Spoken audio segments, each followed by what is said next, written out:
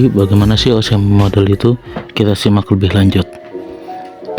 OSI pertama kali dikenalkan pada 1980-an dengan tujuan pengembangan untuk menciptakan standar komunikasi yang terbuka dan universal dan terbuka bagi perangkat lunak atau yang keras. Tugasnya mengirim bit data melalui media fisik. OSI model terdiri dari 7 lapis. Ada physical layer, data link layer, network layer, transport layer, session layer, presentation layer, dan application layer.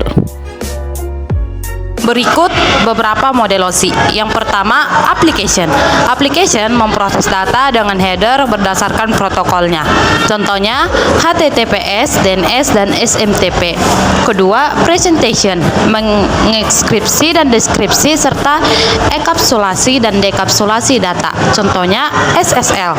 Ketiga, session. Mengatur koneksi pengirim dan penerima dalam sesi waktu dan jalur data yang dikirim. Keempat, transport sebagai pengirim data, contohnya TCP dan UDP. Kelima, network.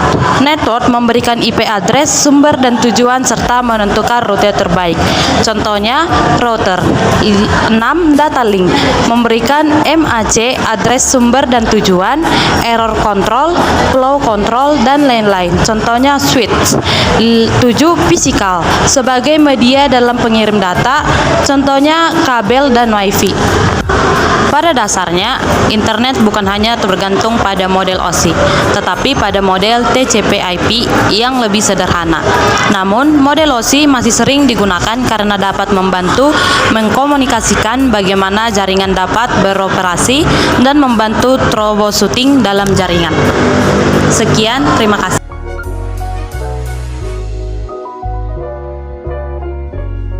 Contoh OSI layer dalam kehidupan sehari-hari. Yang pertama ada application layer. Fungsinya meliputi komunikasi antar aplikasi, pelayanan jaringan seperti email, file transfer, dan akses remote, serta pengaksesan data. Protokol yang terlibat mencakup HTTP, FTP, SMTP, DNS, SNMP, Telnet, dan SSH. Presentation layer berfungsi mengkompresi, mengenkripsi, mengompresi, dan memvalidasi data sehingga dapat dipahami oleh aplikasi penerima. Fungsi ini mencakup pengkodean, enkripsi, kompresi, dan kompresi format data untuk keamanan.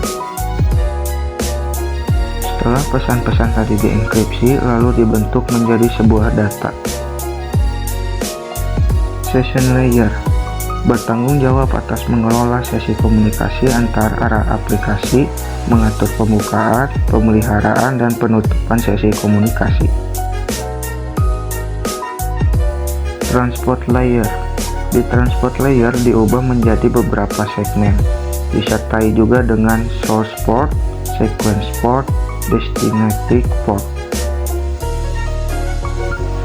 Synchronize knowledge. Proses untuk menyambungkan koneksi dari klien ke server bisa dengan menggunakan TCP atau IP. Ilustrasi di atas adalah three-way handshake atau jabat tangan 3 arah. Adalah proses yang digunakan untuk membangun koneksi antara klien dan server dalam jaringan protokol kontrol transmisi atau protokol internet, TCP atau IP. Proses ini merupakan bagian dari OSI layer 4. Network layer berfungsi mengatur pengiriman data antar jaringan melalui pengaturan routing, alamat IP, dan pengiriman paket data. Protokolnya meliputi IP, ICMP, IGMP, RIP, dan OSPF. Fungsi ini memungkinkan komunikasi antar jaringan, meningkatkan efisiensi pengiriman data, mengurangi kesalahan, dan meningkatkan keamanan data.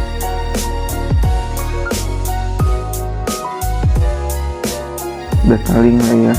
Seperti namanya, layer ini berfungsi mentransmisikan paket antara dua perangkat yang terhubung di dalam jaringan.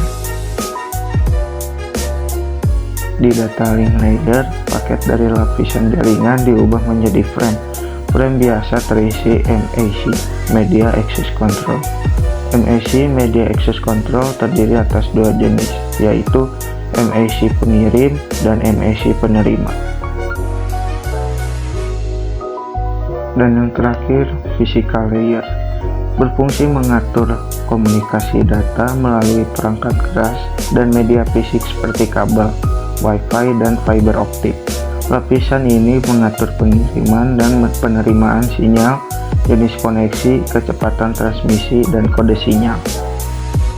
Animasi proses kerja OSI layer.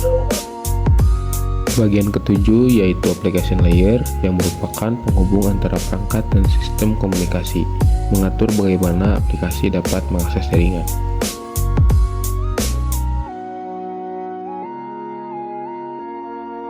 Setelah itu, data akan dikirim melalui presentation layer yang berperan sebagai penerjemah bahasa komunikasi yang berbeda dan melakukan enskripsi data dari perangkat sumber.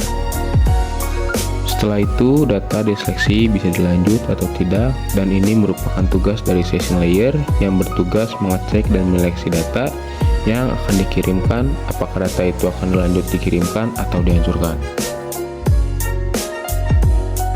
Pada transport layer, di sini data akan ditransfer yang berfungsi untuk memecah data dan memberi nomor urut pada data, sehingga dapat disusun kembali setelah diterima.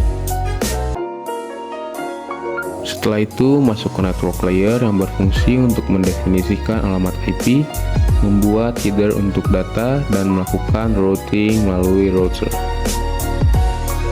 Lalu ke data link layer yang berfungsi menentukan bagaimana bit data dikelompokkan menjadi frame dan mengoreksi kesalahan. Dan yang terakhir yaitu physical layer, di mana dalam layer ini berfungsi mendefinisikan media transmisi jaringan serta membangun arsitektur jaringan.